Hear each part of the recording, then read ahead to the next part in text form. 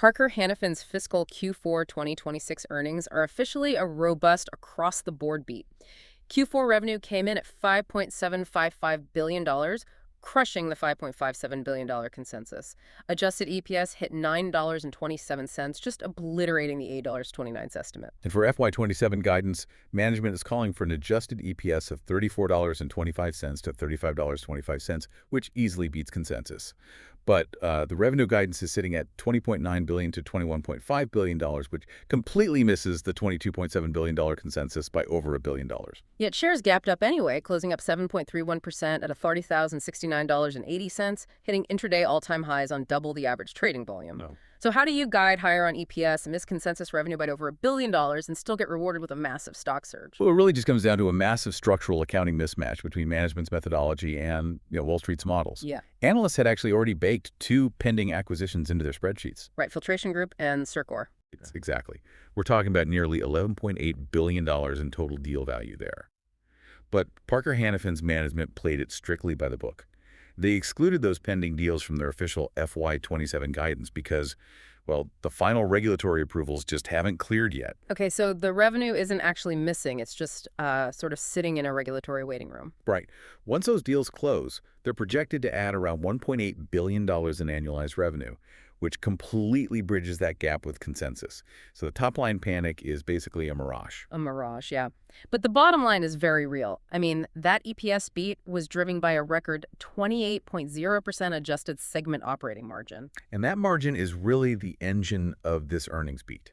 When you break down the segment performance, Aerospace Systems is just doing the heavy lifting. They posted 13.4% organic growth. Which is huge. It is. But more importantly, they're sitting on an $8.5 billion backlog. Wow. Yeah, that backlog represents guaranteed future cash flow, provided they can, actually manufacture and deliver the parts. Right, and they're squeezing more profit out of every single dollar that comes through the door. Management keeps highlighting their internal cost-saving initiatives under the Win strategy. Yeah, it's working incredibly well. So well that they actually raised their FY31 margin target to a pretty ambitious 30%. Hitting a 30% margin for an industrial manufacturer is a staggering milestone. I mean, it proves they aren't just riding a favorable economic wave. They are fundamentally changing how efficiently their factories operate. I hear that, but I have to put her back on this bull run just a bit. Oh. The stock is currently trading at a 36x trailing PE ratio. Yeah, it's rich. Right. For a historically cyclical industrial company, 36 times earnings means perfection is basically already priced in. Buying Parker-Hannifin at these levels feels like buying front-row concert tickets from a scalper outside the venue. Oh, absolutely. You are paying an absolute unforgiving premium, and if you pay that much, the execution on stage better be flawless. And the execution risk is very real, especially when you look at the macro environment they're operating in. First, they're facing mixed demand in their short-cycle markets. Like agricultural and automotive, right? Exactly. Yeah. In those sectors, demand fluctuates rapidly month to month based on consumer spending and interest rates. If those soften further, well, that 30% margin goal gets a lot harder to hit. Plus, they have to actually deliver on that $8.5 billion aerospace backlog. But there are persistent supply chain bottlenecks in aerospace castings. Yeah, castings are highly specialized, forged metal components essential for aircraft engines.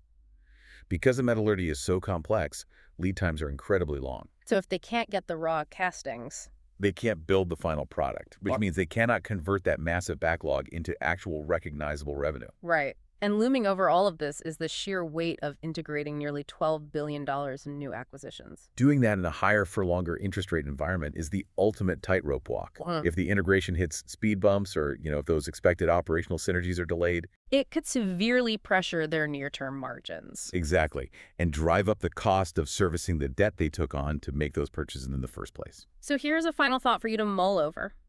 Parker-Hannifin is actively trying to shed its old identity.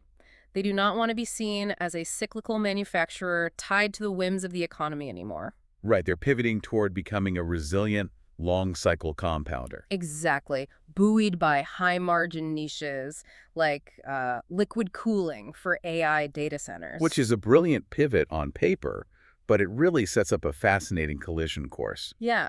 If the broader industrial recovery stalls before these massive acquisitions are fully integrated, What happens? Will Wall Street let them keep that premium, tech-like valuation based on their AI promise? Or will the market reprice them like a traditional industrial stock and demand a refund? Exactly. It's definitely something to keep a close eye on. Make sure to follow the show for daily earnings coverage, keeping you up to speed on exactly what you need to know.